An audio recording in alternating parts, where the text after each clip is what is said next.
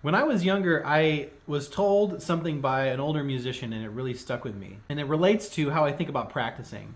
This musician told me that there's three types of practicing. The first one is the type of practicing that we're all pretty familiar with. It's the type of practicing where you're alone by yourself without any distractions.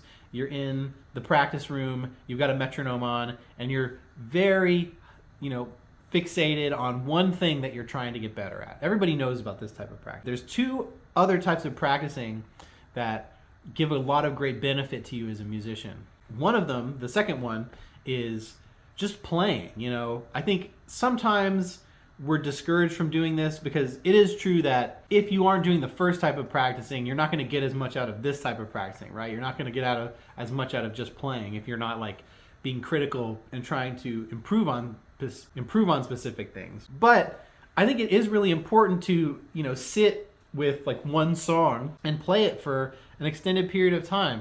I remember I heard a story from Barry Harris about how Monk used to practice tunes for 90 minutes. He would sit at the piano for 90 minutes straight and play a song in tempo, be one of his tunes or a standard or something like that. And I think that's important to do stuff like that too. Obviously, you don't have to do it for that long, but I think at the end of your normal practicing, you should always make time to just play, to sit down, play a song that you are working on or a song you already know, and just try to let your creativity run wild. Because at the end of the day, this is what we're trying to do, is we're trying to be creative. Third type of practicing is going out and playing with people.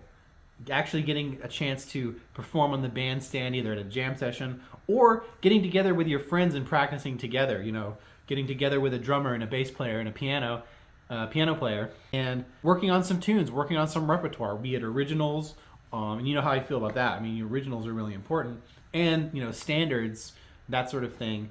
So yeah, that's the three types of practicing, and I've always kept this in my mind, and I always try to make sure I have a balance of all of these when I'm really being creative. Trying to make sure that I'm improving on something, make sure that I'm flexing my creativity, and then making sure I'm getting together with people to, explore this music and build on what I already have inside with a group of my fellow musicians.